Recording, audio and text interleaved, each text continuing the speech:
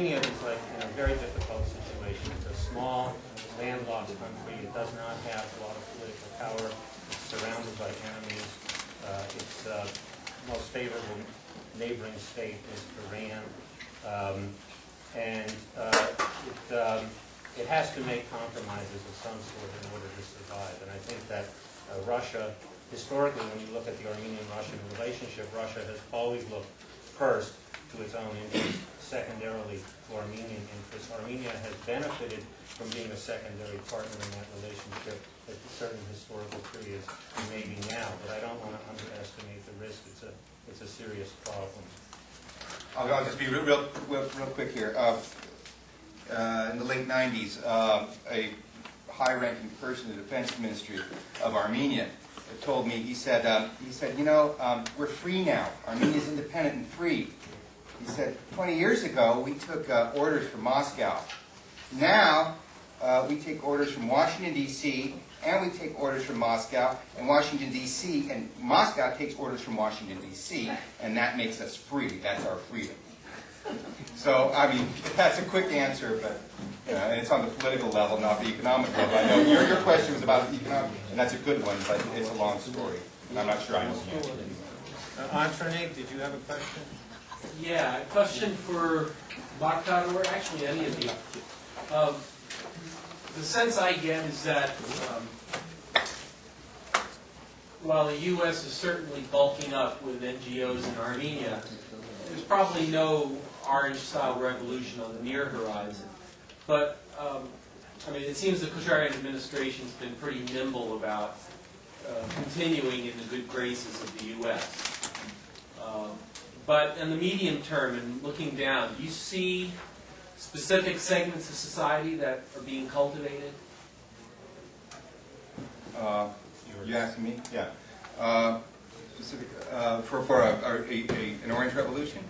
Yeah, I agree with you. I don't see. Of course, it's hard to tell in this volatile region, what's going to happen. So I don't know what's going to happen. But clearly, there is this layer or this strata of society, that you potentially, revolutionary young people, educated young people, who are, been co-opted, and they seem to be the ones behind the kinds of upheaval in the Orange Revolution and in Georgia, and noticed in Azerbaijan too. I noticed too that didn't the State Department make a video game, changing regime video game in Azerbaijan? For Azerbaijan? Yeah, I think there was an Azerbaijan. I heard this on NPR. There's an Azerbaijani, I guess he was writing code or something, the programmer, who came up with a changing regimes video game. So bing, bing, bing, bing, I guess, and you change the regime. And then they were marketing this, the former Soviet. Yes. I have a question for you because you have everything. To comment on his question, I was just wondering if we should distinguish between individuals, opportunity individuals like Chubais, for example, from what I understand, he's the one who grabbed most of the energy sector of Armenia. And we should distinguish between Chubais and actually the Russian government, because apparently he's not even that popular with the Russian government from what I understand, right? So please somebody comment on that. Well, I mean, I think that there are like a number of different dynamics that are going on. Yeah. And so there's state-to-state relations, and then there's the relations between entrepreneurs and states. But generally I would question the extent to which individual entrepreneurs would be allowed to operate if they were going strongly contrary to state interests that they were tied to. In this atmosphere of lawlessness, it seems like these characters like Chubais are taking advantage, and somehow we should be able to distinguish, we have these broad terms, Russians and Ukrainians, but then they're all part of the government. Russia, he's the one who has the electricity that's controlled by the state, and he's part of Gazprom, so you can't really distinguish them. But he's privatized. No, it's not. No, he's not. No, it's not. It's Yeah, not. it's back to private. Maybe that one has to do. You want to say anything about that? About the Russian takeover? Well, that's the battle, right? Is Ukrainian, just from my experiences with Ukraine, is that this is, Ukraine doesn't get to be its own entity. And I think that probably Armenia struggles with that too, is that your choices are the West or the East. And the East is bad, and the West is supposed to be this glorious eagle rising high, you know. And why can't these countries develop their own entrepreneurial tracks or whatever it is that they need to do from the inside? And there is not anything that Russia does to promote people to be able to do that, nor does the West. And it is an imperial struggle, I think, in that sense.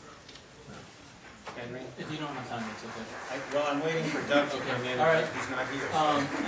LT, you mentioned the transnational capitalist class operating, and I think that's a very, and what you showed us in terms of Ukraine shows that happening. But then Marco had, I think, a very different kind of analysis, that the people that are kind of running the show in Armenia are not part of an international capitalist class. They're really repressing within Armenia only.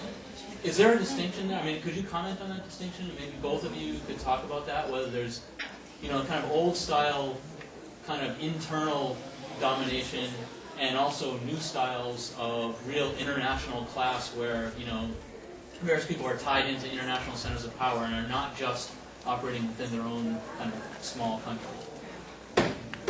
Oh, well, for me, I feel like I connected that fairly well, is that I think this is a battle between someone who's supported by Kuchma, who has a lot more ties to the Russian connection and being able to gain his wealth through that track, where Yushchenko, in his marriage to his wife, has been able to get his coffers filled more from Western funding and things like that. And so that's where I think those two classes, I don't think they're completely different, because at a global level they're elites, period. But they are trying to create this schism between two different empires, I think.